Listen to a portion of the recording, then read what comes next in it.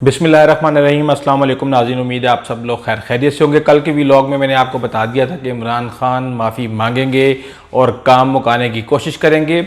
आज की वीडियो में हम बात करेंगे कि कैसे इमरान खान आंखें दिखा के आंखें मार रहे हैं और किस तरह इदारों के साथ शरारतें कर रहे हैं। इनकी स्ट्रेटजी के ऊपर भी बात करेंगे। इसके अलावा दारुल हुकूमत पे जो चढ़ाई है उसका जो प्लान है वो मौखर हो गया है, वो क्या इमरान खान पीछे माइंड गेम खेल रहे हैं उसके ऊपर बात करेंगे। जबकि आर्मी चीफ की तैनाती के ऊपर इमरान खान का जो नेक्स्ट चाल कह सकते हैं, गेम प्लान कह सकते हैं, या आप उनकी हिकमत अमली कह सकते हैं, वो क्या होने जा रही है। और जब नया आर्मी चीफ आएगा तो उसके बाद इमरान खान की क्या हिकमत अमली होगी उसके ऊपर भी बात करेंगे। जबकि अमेरिका से आज़ादी और हकीकी आज़ादी तक का जो सफ़र है इमरान खान का, वो कैसे चल रहा है और क्या होगा तो हमें पता चलेगा कि हकीकी आज़ादी हमें मिल चुकी है। इसके अलावा इस वीडियो में अगर हमें टाइम मिलेगा तो ज़रूर हम इस पर भी बात करेंगे कि कैसे इस्टेब्लिशमेंट ने जो पाकिस्तान की सियासी जमातों के ख़िलाफ़ एक नफ़रत का पौधा उगाया था, उसका फल इमरान खान, उस तनावर दरख्त का फल इमरान खान कैसे मज़े से एंजॉय कर रहे हैं और इमरान खान ने कैसे इस मुल्क की जड़ों को खोखला किया, सबूत आपके सामने रखूंगा। बात करते हैं इमरान खान की। इमरान खान, ये पहली दफ़ा नहीं हुआ कि इमरान खान ने अदालत से माफ़ी मांगी है। 2014 में भी वो रिटर्निंग ऑफिसरान के मामलात पे माफ़ी मांग चुके हैं अदालत से।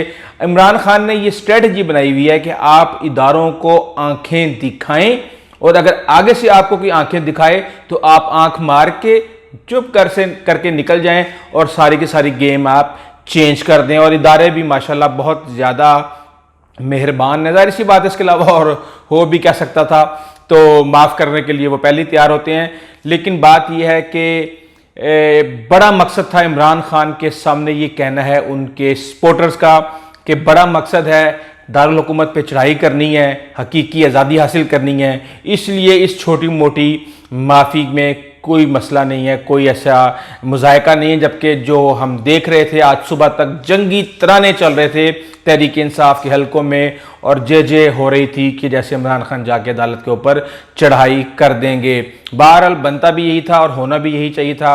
और तनकीद तो जाहिर सी बात है मुखालफिन ने हर हाल में करनी है। अगर वो माफ़ी ना मांगते तो कहा जाता कि अदलिया के वकार के ऊपर कारी ज़रब लगा दी है, माफ़ी मांग ली है तो कहा जा रहा है कि यू टर्न ले लिया है। बहरहाल दारुल हुकूमत पर चढ़ाई की बात करते हैं। एक दिन पहले इमरान खान ने कहा कि हफ्ते के रोज़ से मैं अपनी तहरीक का आगाज़ कर रहा हूँ। यकीनन हफ्ते के रोज़ वो तहरीक का आगाज़ करेंगे, लेकिन उन्होंने एक बयान हफ्ते से पहले ही दे दिया है और उन्होंने कहा है कि मैं एहतजाज की कॉल उस वक्त दूंगा जब मेरे टाइगर और टाइगरसिस जो हैं वो तैयार होंगे और उसी वक्त कॉल दी जाएगी। दरअसल इससे पहले इमरान खान ने एक खबर लीक की थी और उस खबर के मुताबिक 25 और 26 को उन्होंने एहतजाज की कॉल की इंफॉर्मेशन लीक करवाई थी और वो गलत इंफॉर्मेशन थी। वो भी मैं आपको अपने गुज़िश्ता व्लॉग में कह चुका हूं कि ये पॉसिबल है ही नहीं कि एक हफ्ते के अंदर इमरान खान सब कुछ तैयार कर ले। इमरान खान ने कहा है कि मैं जब आऊंगा तो राना सनाउल्लाह को इस्लामाबाद में छुपने की जगह नहीं मिलेगी। जबकि राना सनाउल्लाह ये कह रहे हैं कि उनके खिलाफ जो हिकमत अमली है उसके अंदर टेक्नोलॉजी इस्तेमाल की जाएगी, यानी कि ड्रोन से टीयर गैस और करंट और धुनी का बंदोबस्त किया जाएगा। इमरान खान क्या करते हैं, कैसे करते हैं, ये सब कुछ, ये सारी की सारी जिस वक्त हिकमत अमली है इमरान खान की, वो नए आर्मी चीफ की तैनाती के ऊपर चल रही है और वो इसके इर्द गिर्द घूम रही है। वो ये चाहते हैं कि कोई किसी भी तरीके से इस प्रोसेस को डिले करवाया जाए, किसी भी तरीके से नए आर्मी चीफ की तैनाती को रोका जाए।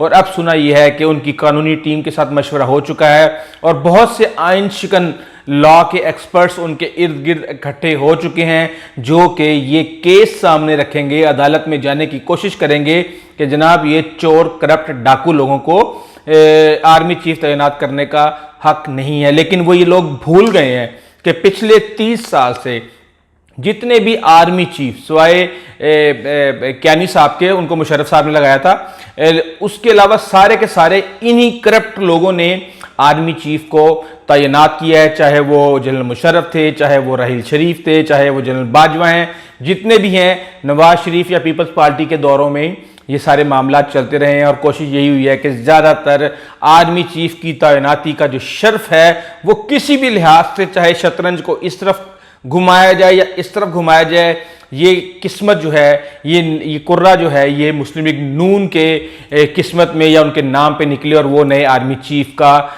तयन करें या उनको तैनात करें। बहरहाल चोरों से मिलकर एक्सटेंशन जो दिलवाई जा रही है, ये एक तरह से एक टाइम गेन है। जो बयानिया है इमरान खान का, वो टाइम गेन करने की कोशिश कर रहे हैं, लेकिन इस जंग के अंदर वो तकरीबन हार चुके हैं और मेरा नहीं ख्याल कि उनको इसके अंदर कोई भी कामयाबी मिलने वाली है।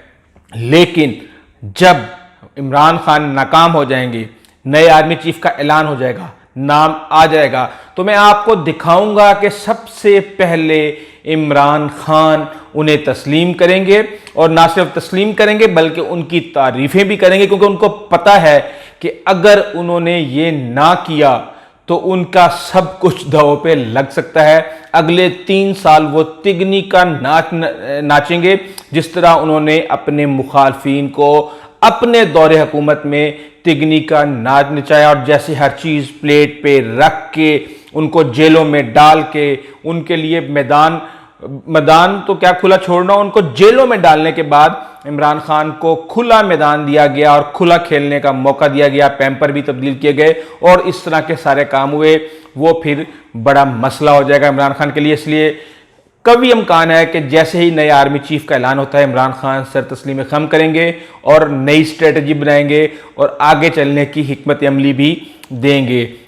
बात शुरू हुई थी अमेरिका की आज़ादी से, लेकिन अमेरिका की आज़ादी का जो जिक्र है वो बिल्कुल भी इस वक्त नहीं हो रहा और बात अमेरिका की आज़ादी से निकल के चोरों से आज़ादी दिलवाने तक पहुंच चुकी है। हकीकी आज़ादी इमरान खान की नज़र में क्या है? इमरान खान की नज़र में हकीकी आज़ादी ये है कि इस मुल्क का इक़्तिदार, इस मुल्क की हुक्मरानी, इस मुल्क का वज़ीर आज़म अगर इमरान खान है तो ये कौम आज़ाद है। अगर इमरान खान पाकिस्तान के वज़ीर आज़म नहीं हैं तो पाकिस्तान की कौम, उसको कभी भी हकीकी आज़ादी नहीं मिल सकती और ना ही वो अपने आप को एक आज़ाद कौम कह पाएंगे, फिर वो ग़ुलाम ही कहलवाएंगे। इसके अलावा पीपल्स पार्टी और नून लीग के बारे में मैं आपको बता दूं कि हम ये देखते आ रहे हैं, हम ये 90 की दिहाई से देखते आ रहे हैं कि ज़िया के बाद किस तरीके से पीपल्स पार्टी को रोकने की कोशिश की गई, उसके मुकाबले में नून लीग को खड़ा किया गया।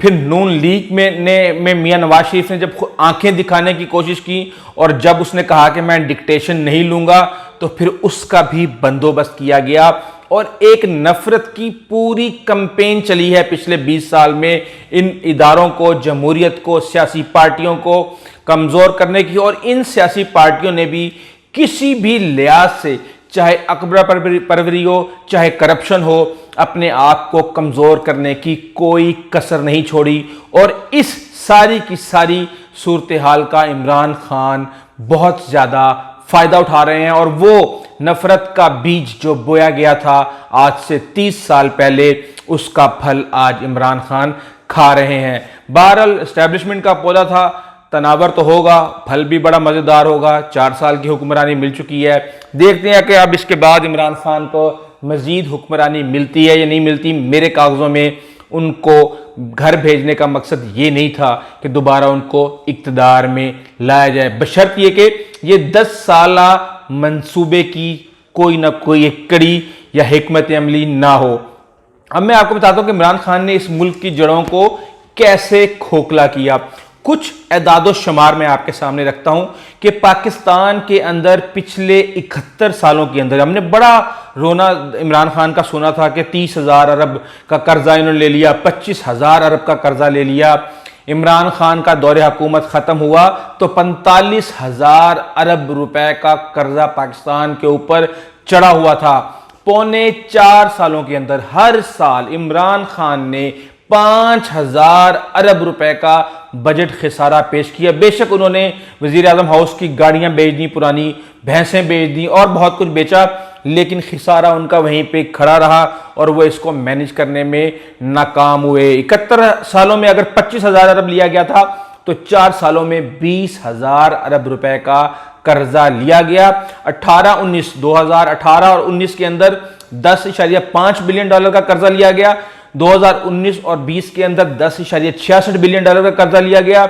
2020-21 के अंदर 14 बिलियन डॉलर का, जबकि आखिरी 9 माह के अंदर 12 बिलियन डॉलर का कर्जा लिया गया। और इस तरीके से इमरान खान ने पाकिस्तान की जड़ों को, पाकिस्तान की मईशत को खोखला किया। चाहे कोरोना था, चाहे जो कुछ भी था। अगर आप गर्दिशी कर्जों की बात करें तो जब पीपल्स पार्टी की हुकूमत गई थी तो 450 अरब रुपए का गर्दिशी कर्जा था। आपको याद होगा उस वक्त मियां नवाज शरीफ के ऊपर बहुत तनकीद की गई थी कि उसने बैंकों से कर्जा लेके मियां मंशा या दीगर की IPPs को पैसा दे दिया और सारा जो गर्दिशी कर्जा है वो क्लियर कर दिया। जब मुस्लिम लीग नून की हुकूमत गई तो 1062 अरब रुपए का गर्दिशी कर्जा था, जो जब इमरान खान गए तो 2500 अरब रुपए का 4 साल के अंदर, यानी कि आप ये देख लें कि अगर 1400-1500 अरब रुपया 10 सालों में गर्दिशी कर्जा था तो 4 सालों के अंदर 1400 अरब रुपए का गर्दिशी कर्जा इमरान खान छोड़ के गए। और इसके अलावा एक लंबी दास्तान है, वीडियो लंबी हो गई है, इंशाल्लाह अगली वीडियो में इसका ज़रूर जिक्र करूंगा और आपको बताऊंगा कि इमरान खान को क्यों सिर्फ और सिर्फ मफरूज़ों और अफसानों की बुनियाद पे नहीं आना चाहिए। आइंदा तक इजाज़त दीजिए। अल्लाह हाफिज़।